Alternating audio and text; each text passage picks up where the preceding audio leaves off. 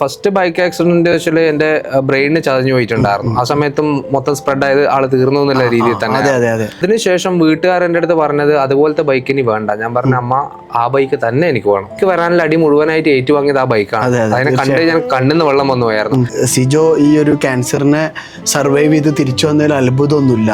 കാരണം എൻ്റെ കൂടെ വർക്ക് ചെയ്ത കൊളീഗ്സിൽ ഏറ്റവും കൂടുതൽ ബൈക്ക് ആക്സിഡന്റ് ഉണ്ടാക്കിയത് സിജോ ആയിരിക്കും മിക്കവാറും. തീർച്ചയായും. കാരണം എനിക്ക് ഒറ്റ തവണയും മേജർ ആക്സിഡന്റ്, രണ്ടാമത്തെ സ്കിഡായി വീണ മാത്രമേ ഉള്ളൂ. 2 തവണയേ ഉള്ളൂ. അതായത് ഫസ്റ്റ് ബൈക്ക് ആക്സിഡന്റ് വെച്ചാൽ എന്റെ ബ്രെയിനിന് ചതഞ്ഞു പോയിട്ടുണ്ടായിരുന്നു. ആ സമയത്തും മൊത്തം സ്പ്രെഡ് ആയത് ആള് തീർന്നു എന്നുള്ള രീതിയിൽ തന്നെ. അപ്പോ 2012 ഞാൻ ജോയിൻ ചെയ്ത് കുറച്ച് കഴിഞ്ഞ ആ സ്പോട്ടില്. അപ്പോ അതിനുശേഷം വീട്ടുകാർ എൻ്റെ അടുത്ത് പറഞ്ഞത് അതുപോലത്തെ ബൈക്ക് ഇനി വേണ്ട. ഞാൻ പറഞ്ഞ അമ്മ ആ ബൈക്ക് തന്നെ എനിക്ക് വേണം. അതിനെന്തൊക്കെ മാറ്റാനുണ്ടോ ഫുള്ളി അങ്ങോട്ട് മാറ്റി. എനിക്ക് കാരണം എനിക്ക് വരാനുള്ള അടി മുഴുവനായിട്ട് ഏറ്റുവാങ്ങിയത് ആ ബൈക്കാണ്. അതിനെ കണ്ട് ഞാൻ കണ്ണിന്ന് വെള്ളം വന്നു പോയായിരുന്നു.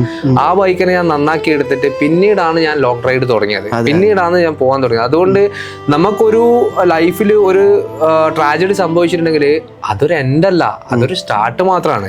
ഇപ്പം ഈ ക്യാൻസർ വന്നിട്ടുണ്ടെങ്കിൽ ഞാൻ കടന്നിട്ടുണ്ടെങ്കിലും ഞാൻ റൈസ് അപ്പ് ചെയ്തതിനു ശേഷം ചെയ്യേണ്ട കാര്യങ്ങളെ പറ്റി ഞാൻ ചെയ്തിട്ടുണ്ട്. അപ്പോൾ ഇവിടെ ഞാൻ പറയുന്നില്ല, അത് നടന്നു കഴിഞ്ഞതിന് ശേഷം നമ്മൾക്കൊന്നും കൂടി ഇരിക്കും.